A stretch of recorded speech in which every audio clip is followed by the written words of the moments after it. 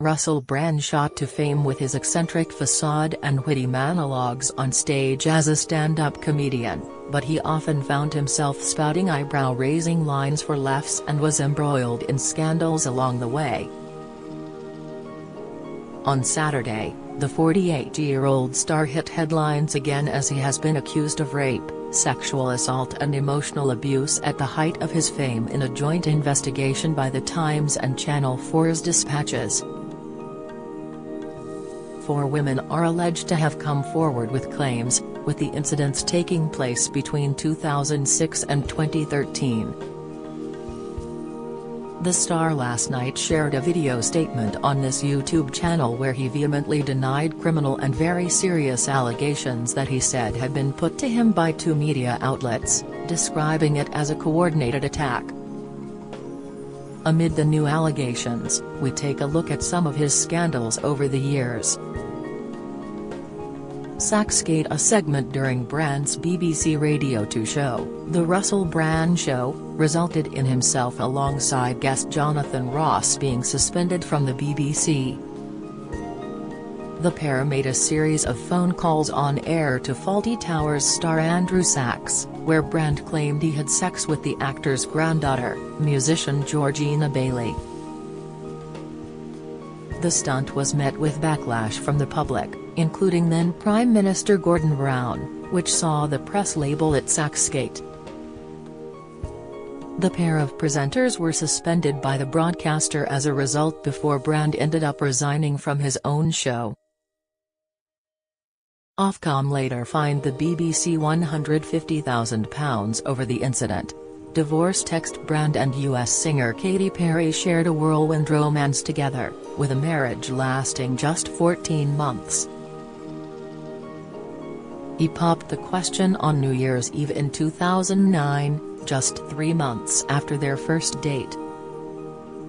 But their union ended bitterly, with Katy Perry revealing her ex-husband ended their marriage with a brutal text message sent to her on New Year's Eve. The content of the text hasn't been revealed, but it's understood to have been a single message from Russell to Katy telling her he was filing for divorce, just moment she was about to perform on stage. Speaking about their relationship in 2013, she said, "He's a very smart man, and I was in love with him when I married him. Let's just say I haven't heard from him since he texted me saying he was divorcing me December 31, 2011. Night in jail. In 2010, Brand was charged with suspected battery following an altercation with a paparazzi at Los Angeles airport. He was held overnight behind bars before posting bail, with the charge later dropped. At the time, Katy Perry offered up an explanation for the incident, tweeting, "If you cross the line and try and put a lens up my dress, my fiancé will do his job and protect me." Drug and sex addiction. It has been well documented that Brand had struggles with substance abuse, while he also admitted to being a sex addict. After leaving home at 16, Brand ended up falling into drug abuse, where he would take illegal drugs such as cannabis, amphetamines, LSD, and ecstasy. Making light of his scandals, he would incorporate them into his stand-up. One included a time when he confessed during a show that he introduced his drug dealer to Kylie Minogue during his time on MTV, as well as being arrested 12 times for drug-related issues. Clash with Geldof. When Russell hosted the Emmy Awards in 2006, to say there was already a bit of animosity with Bob Geldof would be an understatement. The Irishman simply opened his speech with, "Russell Brand, what a..." The comedian fired back, "It's no wonder Bob Geldof knows so much about famine, he's been dining out on I Don't Like Mondays for 30 years." Conspiracy comments. Moving away from comedy, Brand in recent years has become known as an activist, and set up his own YouTube series The True News with Russell Brand in February 2014. It has gone on to be criticized for promoting conspiracy theories, and has been associated with far-right figures on the platform. During an interview on Newsnight, Brand urged viewers not to vote in the general election as he called for a revolution.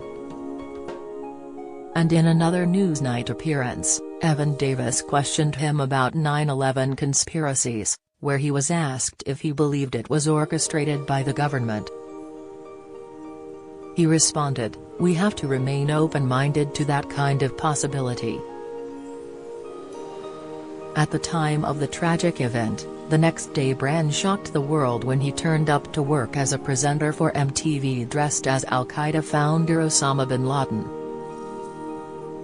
And amid the coronavirus pandemic, Brand became known as an anti-vaxxer, which just saw a spike in popularity in his channel, where he often criticized large pharmaceutical companies.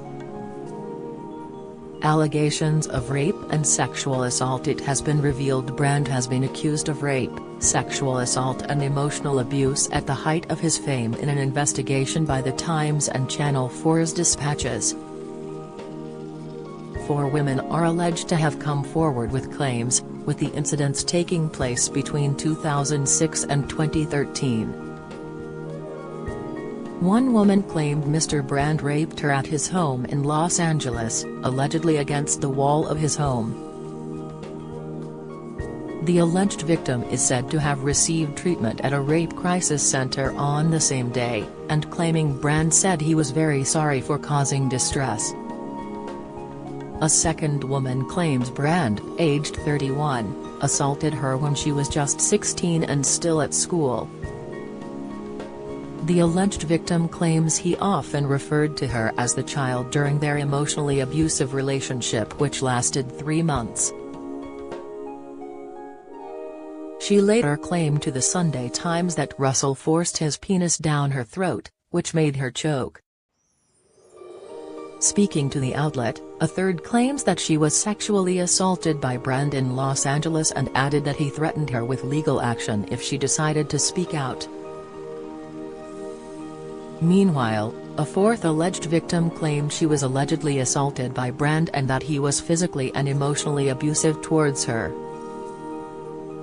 In the YouTube video shared on Friday night, he said, "Now, this isn't the usual type of video we make on this channel where we critique, attack and undermine the news in all its corruption, because in this story, I am the news. I've received 2 extremely disturbing letters, or a letter and an email.